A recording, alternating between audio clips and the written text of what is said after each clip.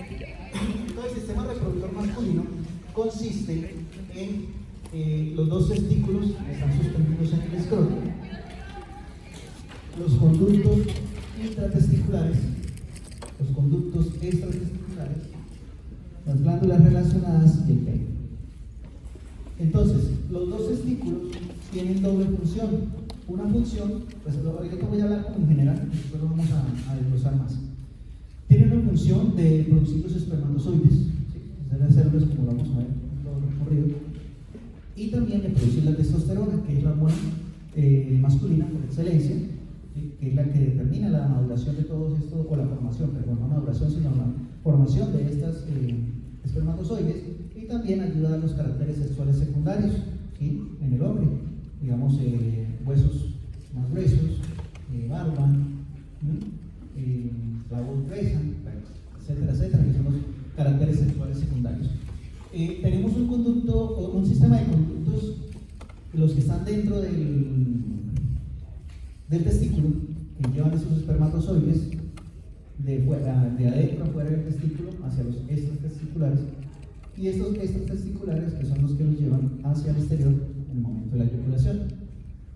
Tenemos unas glándulas anexas. Estas glándulas anexas, como vamos a ver, son tres, que son la glándula seminal, que son la próstata y que son las glándulas uretrales. Entonces, la secreción de estas glándulas, principalmente las dos primeras, de las seminales y de la próstata, forman la parte líquida, principalmente la parte líquida del semen. Es lo que forman ellas. La uretral ya vamos a ver también qué función cumplen. En los libros van a encontrar vesículas seminales. Ese término hay que retirarlo, no es una vesícula. ¿Por qué? Porque la vesícula es almacena solamente. Y ella no solamente almacena, ella produce casi el total del líquido del semen. ¿Sí? Entonces se llama glándula seminal. Entonces cambien ese chip. Van a encontrar, porque yo estuve leyendo, tengo como 3 libros de histología, unos nuevos, otros versiones más bien, todos glándulas seminales. Seminales, próstata y bulbo-uretrales. ¿Sí? Bulbo-uretrales. Entonces, aquí tiene otro nombre, pero ese nombre ya no lo utiliza porque es una enfermedad. Bulbo-uretrales solamente. Entonces, hay que cambiar ese chip con las glándulas seminales. Listo, la próstata es la más grande de todas y la bulbo-uretral es la más pequeña.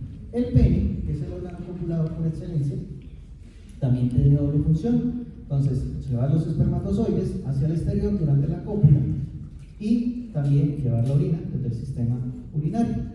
Son las dos funciones que tiene, aunque el sistema urinario va a estar relacionado, pero no lo vamos a ver ahorita, eso lo vemos en el semestre entrante cuando estén en motor.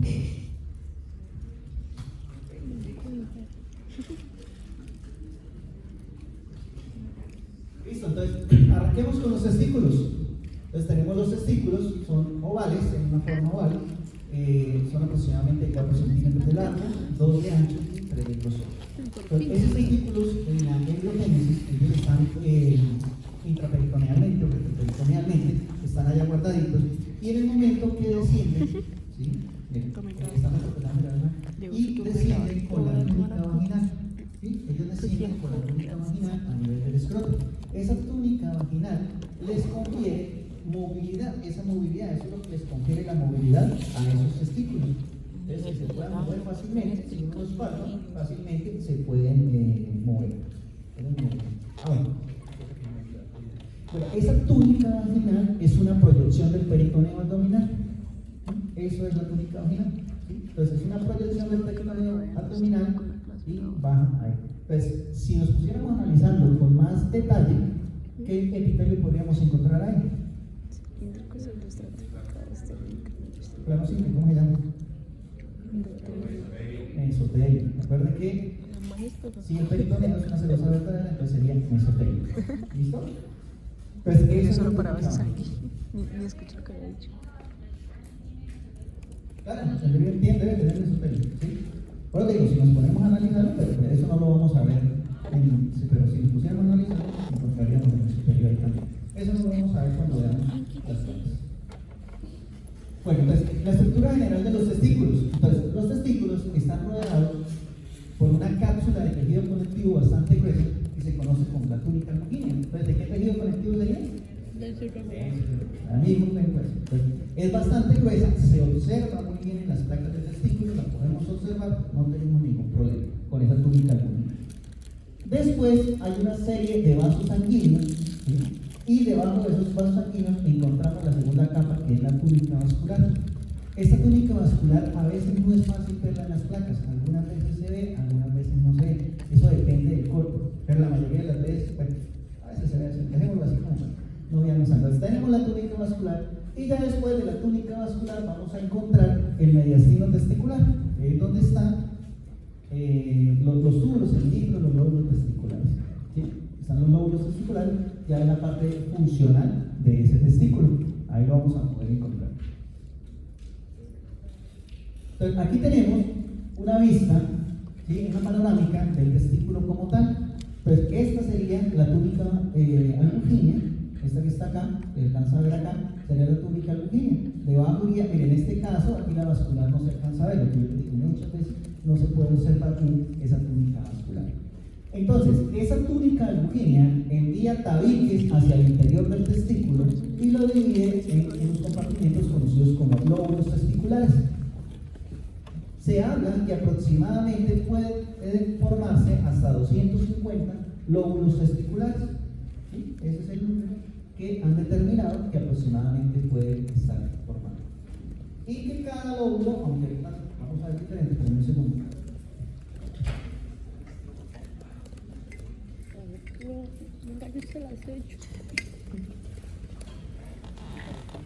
Que tiene problemas. Se habla que cada lóbulo testicular tiene de 3 a 4 túbulos seminíferos. ¿Cuáles eran los túbulos seminíferos? Estos que están acá. ¿Listo? Pero ¿qué pueden hacer ustedes acá en esta lámina? No siempre se cumple eso. Eso depende de cómo caiga la cuchilla. Porque mire, esto es un lóbulo testicular. ¿Y cuántos túbulos se ven? Un montón, ¿no? Se ven muchísimos. Entonces, pero eso depende de cómo caiga la cuchilla, como les decía, o también de qué tan gruesos sean esos tabiques proyectados desde la cápsula, ¿sí? Pero bueno, eso es invariable, nombro solamente como información, pero eso no nos va a afectar en absolutamente nada de eso. ¿Listo? Pero todos esos cositos chiquitos son los lóbulos testiculares. ¿Listo? Perdón, los túbulos seminíferos y estos son los lóbulos testiculares que tengo.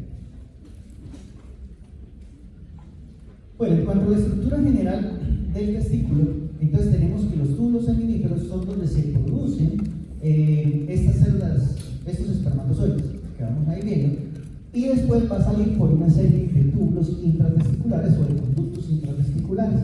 Entonces, esto es como un resumen en una muestra acá. Entonces, sale a través primero de unos túbulos rectos, después de una red testicular que estaría más o menos acá, y después sale a través de los conductillos eferentes. Esos son los conductos intratesticulares. Como les vamos a nombrar, o como les voy a nombrar más adelante, la unión de estos conductillos eferentes, que son más o menos entre 10 y 20, la unión de ellos me forma la cabeza del epidídimo, ¿sí? Me forman la cabeza del epidídimo, que es el primer conducto extratesticular. El epidídimo se caracteriza porque allí es donde van a madurar los espermatozoides, es una de sus principales funciones. Ahora lo vemos más detalles nuevamente.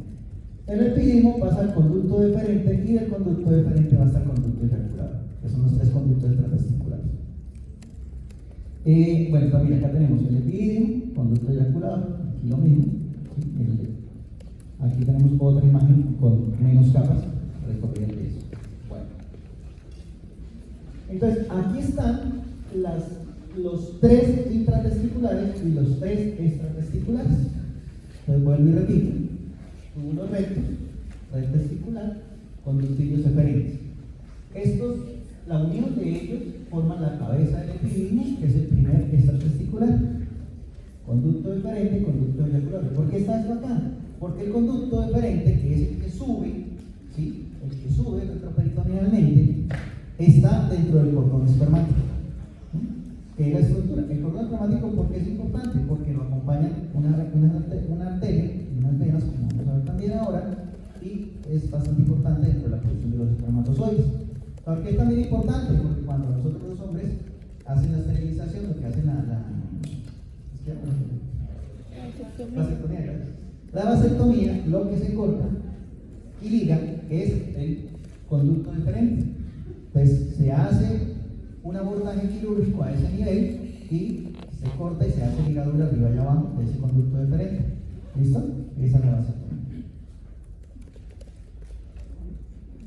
Entonces, aquí tenemos la estructura histológica de ese testículo como tal, ¿sí? Lo que más nos interesa. Entonces, cada cosito de estos es un túbulo seminífero. Se ven de diferente manera, redondos, se ven ovalados, a veces se ven amorfos también. Eso depende, tienen diferentes formas. Como ellos están así como enrolladitos, entonces pues, depende de cómo haga el corte, van a verse también.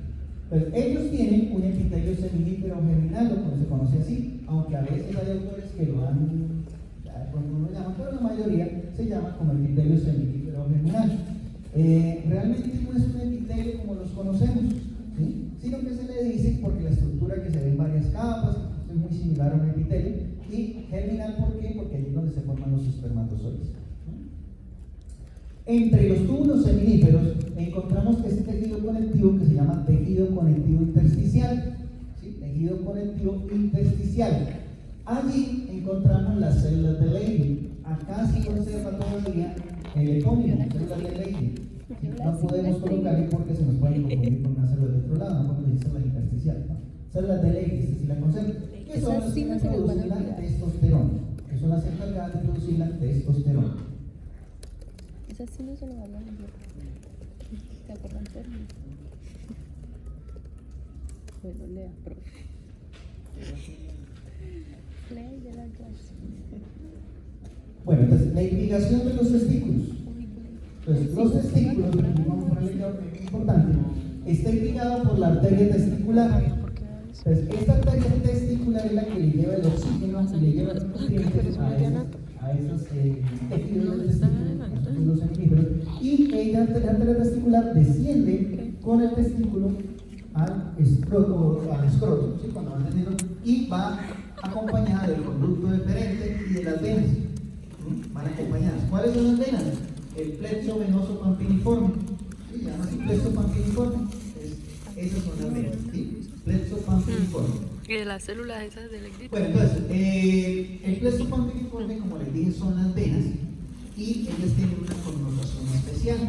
Entonces, estas venas envuelven a la arteria, ¿sí? La envuelven, y la sangre de esas venas es más fría que la de la arteria.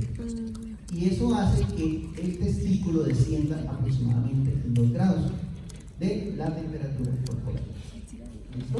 Entonces, eso se conoce como sistema de contracorriente de intercambio de calor, se conoce a ese proceso. Sistema de contracorriente de intercambio de calor. Entonces, me disminuye la temperatura del testículo. ¿Por qué es importante? Porque los espermatozoides no son viables a 37 grados centígrados, que es la temperatura corporal. A esa temperatura mueren. Entonces tienen que estar a una temperatura menor, entonces por eso están a 35 grados para que se puedan producir y puedan estar, ¿sí? Funcionales. Entonces eso lo hace ese plexo pampiniforme que hace que la temperatura de la arteria disminuya en 2 grados y el testículo queda más o menos en 35 grados. Y son viables los espermatozoides cuando se producen. Entonces, la arteria testicular, el plexo pampiniforme y el conducto deferente forman el cordón espermático. En general son las 3 estructuras que forman el cordón espermático. Hay otras estructuras anexas que lo pueden acompañar. ¿Sí? Lo general, dejémoslo así, si se les pregunta cordón espermático, esas 3. Arteria testicular, plexo pampiniforme, conducto deferente. Pero ahora les voy a nombrar más adelante un poquito de eso. Hay otras estructuras anexas que también están por ahí que acompañan, como el paquete morfológico, por decirlo de alguna manera, pero no lo consideran tanto como parte del conducto del cordón espermático. Bueno, entonces, los túbulos seminíferos, que les dije que tiene el epitelio seminífero, tiene 2 tipos de células en general. Tiene las células de Sertoli y las células espermatógenas. Acá están.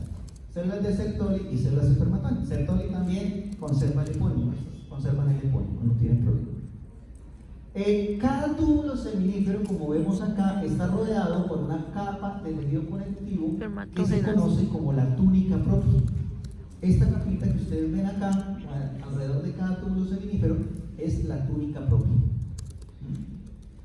Se habla que cada testículo puede tener aproximadamente 1000 túbulos seminíferos y esa túnica propia está compuesta principalmente por colágeno tipo 1.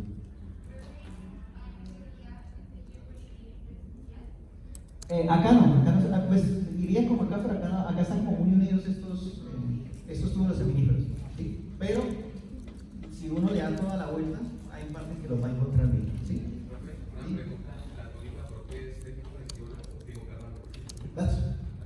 Sí. Todo el intersticial también es lazo, ¿sí? Todo eso es lazo. Bueno, entonces, ¿por qué coloco en rojo esto? Células mioides. Hay una discusión grande con las células mioides. Alguna vez ya la habíamos visto. Yo les había hablado de ellas. ¿Qué son las células mioides?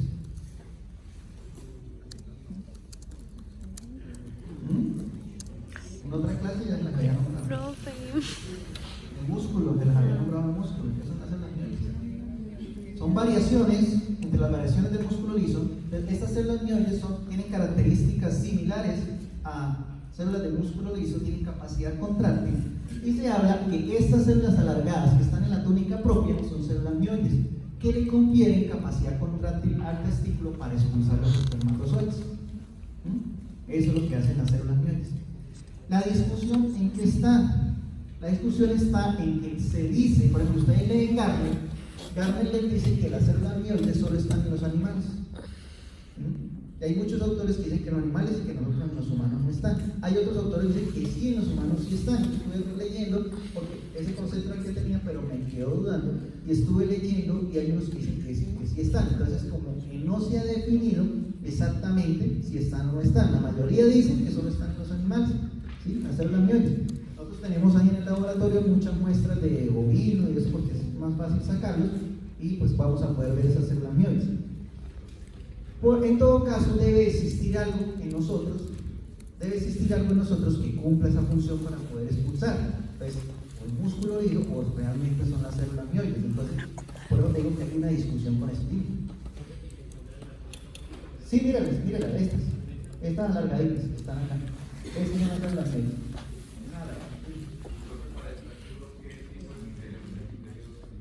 No, pero te digo, no se clasifica como epitelio como lo vimos. Sí, le dicen epitelio seminífero germinal porque simula capas, pero no se le dice que es estratificado, nada, ni que es plano, nada. O sea, es algo totalmente falso. ¿Sí? Por eso, algunos autores han entrado en desuso de decir epitelio seminífero. O sea, la palabra epitelio la han dejado en desuso un poco, porque realmente no se considera un epitelio como tal. ¿Sí? Es por eso, es una discusión que hay ahí, pero bueno, eso no importa. Esta lámina es muy bonita porque se ven casi todas las células muy bien. Ahorita me voy a estar devolviendo porque está muy bonita por eso. Entonces sigamos, mira, aquí hay una micrografía electrónica de un túbulo seminífero, ¿sí? Cómo se ve a color y miren los espermatozoides en la mitad. Es como en 3D, es una fotografía que encontré bastante bonita.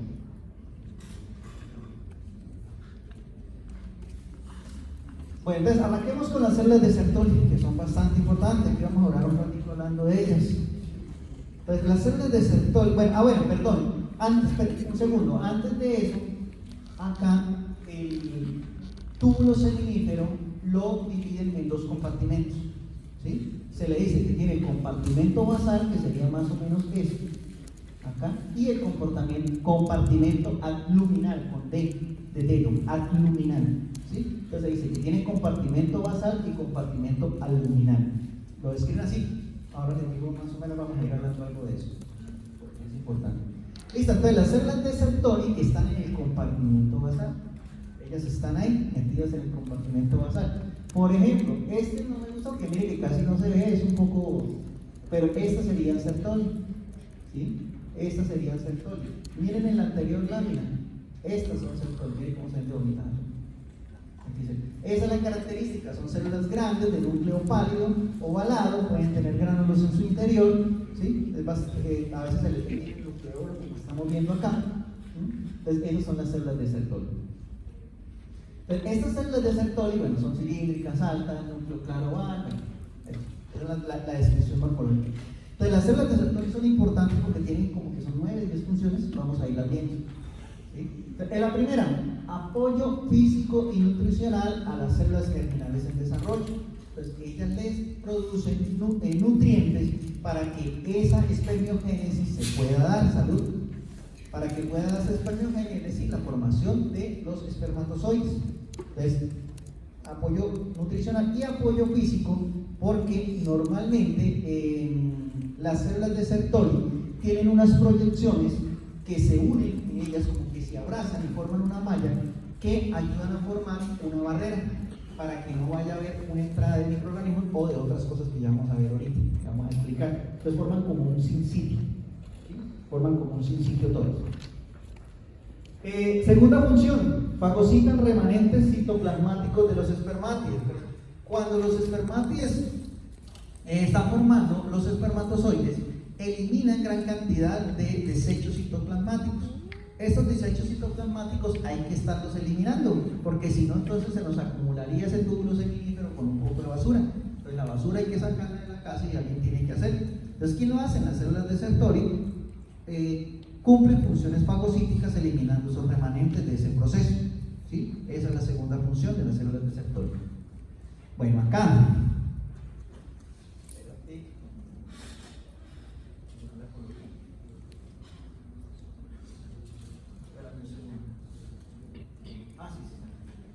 ok. Entonces secretan la proteína fijadora de andrógeno. Secretan la proteína fijadora de andrógeno. Entonces, ¿por qué es importante esto?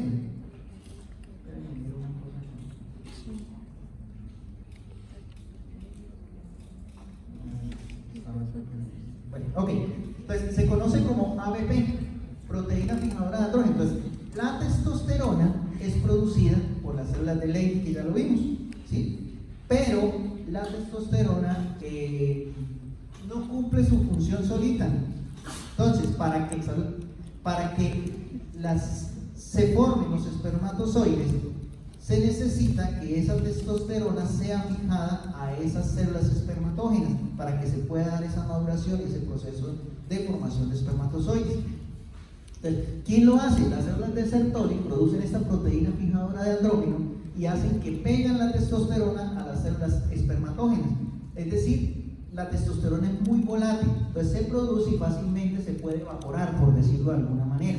No es el término tan correcto, pero para hacerlo entender. Entonces fácilmente se podría evaporar, entonces no vamos a tener disponibilidad de esa testosterona. Entonces se necesita que las células de Sertoli metan la manita y me produzcan la ABP, y ellas lo fijan a esas células espermatógenas para que se pueda dar la maduración de espermatozoides, o la formación, no maduración, sino formación de espermatozoides en este caso. ¿Listo? Entonces se necesita esta hormona.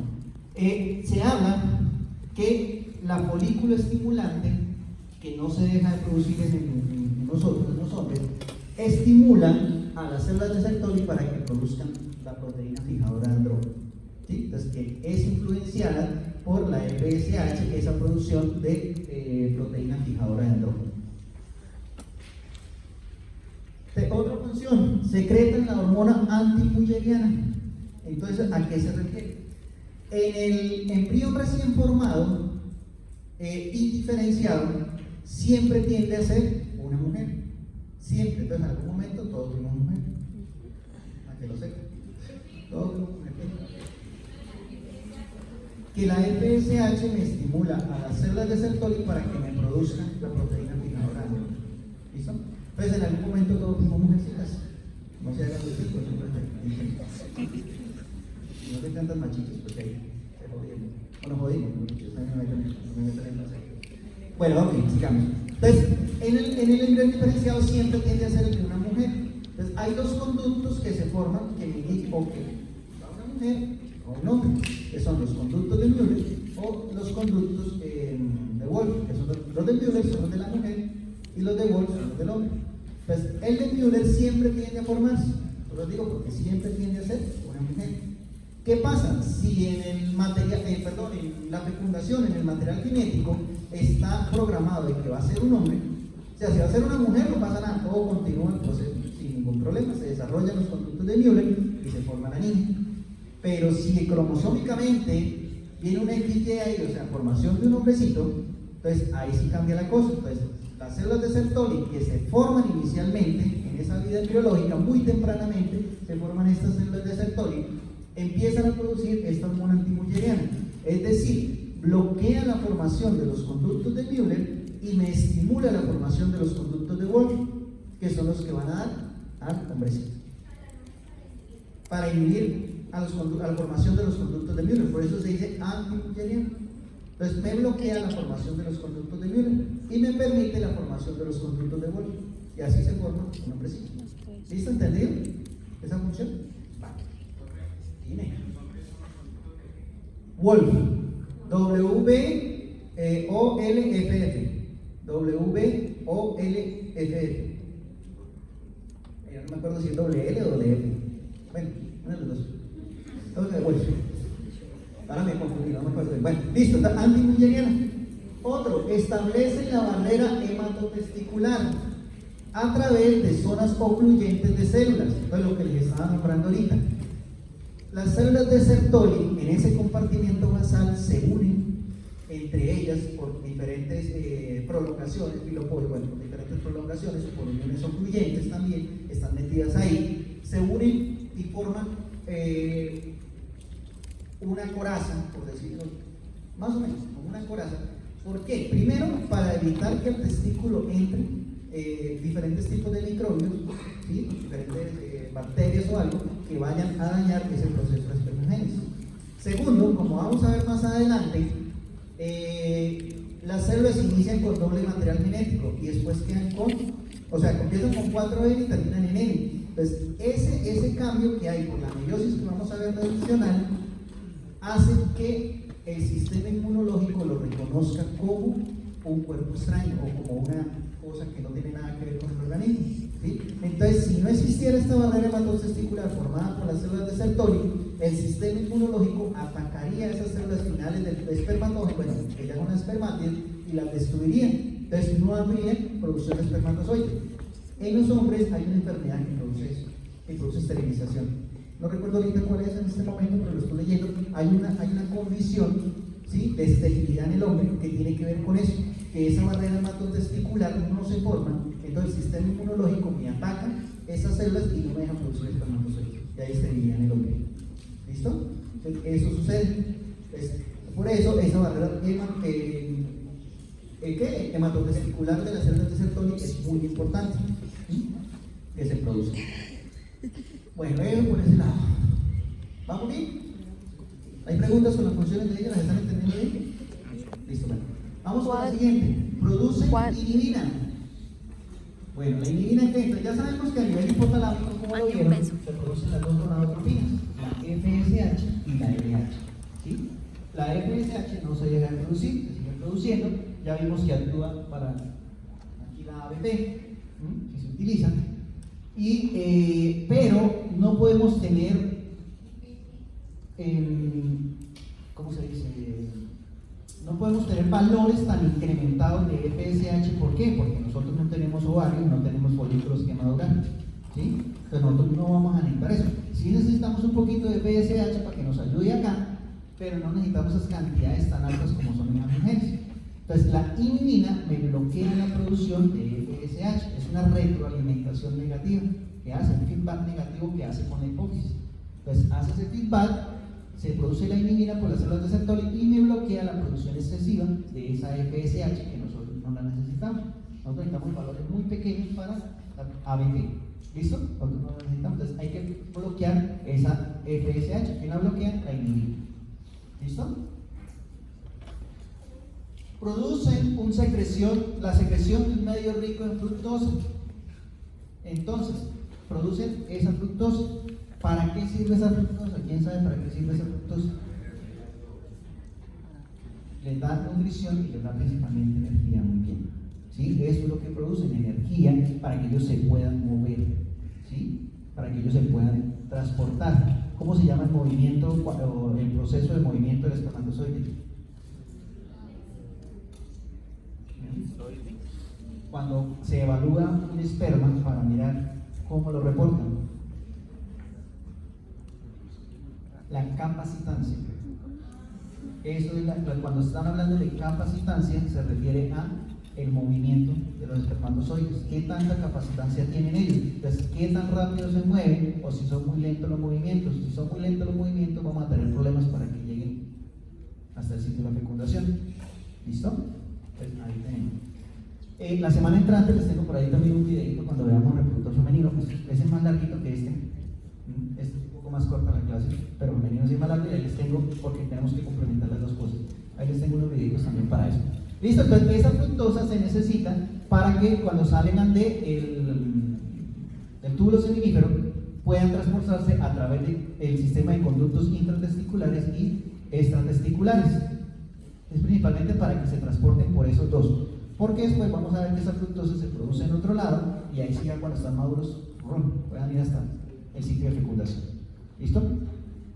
Y producen también la transferrina testicular. Entonces es un aporte de hierro que hacen estas células de Sertoli para esos espermatozoides para que también puedan tener movimiento. ¿Sí? Entonces para que puedan ese movimiento, perdón, no, para maduraciones, para ayudar a la maduración de los espermatozoides. Transferrina testicular, mira esta. En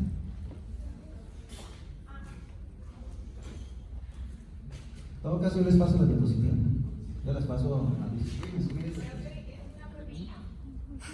sí, una proteína. Es una proteína.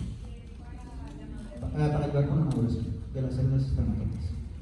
Entonces, esas son las poquitas funciones que tienen las células de Sertoli. Aquí no tienen, ¿no? Entonces, si es la importancia de ellas. Dime. Digamos en el laboratorio se llega a preguntar cuál función tiene que. No, ahí sí ya no lo tengo que poner eso. Una función, ahí sí toca una función. Porque para que coloquen las nueve funciones está como medio complicado. Ahí sí una función. Si acaso se les llega a preguntar una función, ¿cómo? No, durante la previa haciendo eso. No, ahí sí sería una sola función. Bueno, sigamos, muchachos. Entonces ahora sí vamos a entrar a las células espermatógenas. ¿Sí? Es el segundo tipo de célula que existen a nivel de esos túbulos seminíferos. ¿Listo? Entonces, ¿cuáles son? En orden de maduración: la espermatogonia, los espermatocitos primarios, los espermatocitos secundarios, la espermátide y finalmente el espermatozoide. En Gardner no van a encontrar espermatozoide, ellos en Gardner le dicen espermatozoo.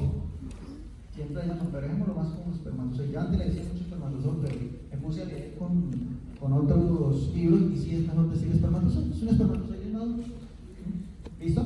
La espermatogonia, que es la primera, es la célula primordial o la célula ligamento, ¿sí? Primordial en el hombre. ¿Listo? El hombre o el niño nace con estas espermatogonias, con un número limitado, ¿sí? Pero nace con las espermatogonias, es la célula primordial que está en el compartimento basal acompañando a las células de Sertoli. Ellas están ahí, ya las vamos a ir viendo. Bueno, espérenme a ver. Bueno, antes de empezar a ver las células, entonces ellas forman un sincitio. Entonces, aparte de la barrera hematotesticular, después en el compartimento luminal todas se unen y actúan como un sincitio. Están todas pegadas, van como en grupo, ¿sí? Como unidas en grupo y no se separan. Solamente se separan en el momento que produzcan los espermatozoides y entren a la luz, que son estas colitas. Esas colitas son los espermatozoides inmaduros, ¿sí? Mientras tanto, todas están unidas como agarraditas de la mano y no se sueltan. Para hacerme entender, eso significa un sincitio.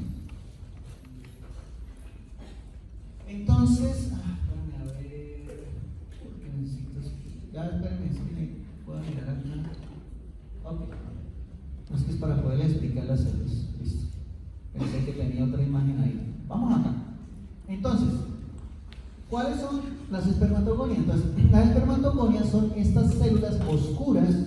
Bueno, esta no tanto. Esta oscura grande que está a nivel del compartimento basal. Esta es la espermatogonia, es la primera célula.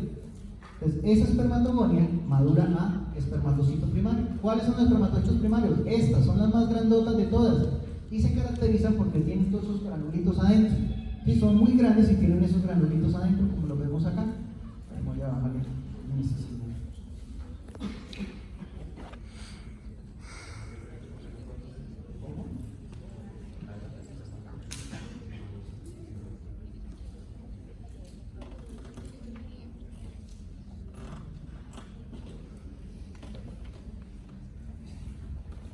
esos son los espermatocitos primarios. Los espermatocitos secundarios no los vemos. ¿Por qué? Porque el paso de espermatocito, bueno, el paso entre espermatocito primario, secundario y espermátide, ¿sí? Ese paso dura milisegundos. Entonces, es tan rápido que cuando se toman las muestras no alcanza a quedar, no se ve, no se observa el espermatocito secundario, pues ese no lo vemos. Ya después vamos a ver las espermátides, que son estos. Profesor, Esta. si es tan rápido ese paso, entonces ¿cómo se descubrieron Ya por procesos fisiológicos que han hecho, evaluaciones fisiológicas, o sea, no las vemos acá, pero con ensayos fisiológicos son las descubiertas. ¿Sí? Más que todo con la parte fisiológica. Entonces tenemos acá los espermatocitos, los espermátides, perdón, y finalmente los espermatozoides, que son las colitas, que ven ahí. ¿Sí? Esas son las colitas de los espermatozoides. Vamos a verlos acá. Bueno, acá se ven los espermatocitos primarios muy bien. Estos serían espermatogonias. Las espermátides son pequeñas, están más hacia la luz, son pequeñas. A veces pueden ser pálidas, a veces pueden ser oscuras, depende. Y los espermatozoides. ¿Listo? Esos son los tipos de células que tenemos ahí. Tendré espermatogonia, espermatocito primario, espermátide y espermatozoide. ¿Listo? Y algunas células de Sertoli por acá. Dime.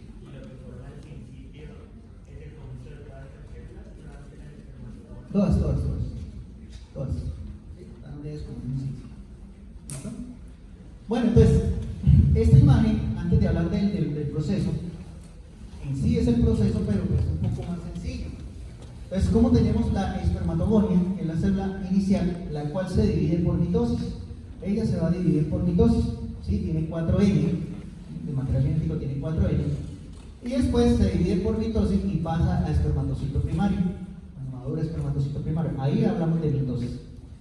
Ya de espermatocito primario a espermatocito secundario viene la meiosis 1, ¿sí? Viene la meiosis 1, en el cual se habla de meiosis reduccional porque pasamos de 4N a 2N.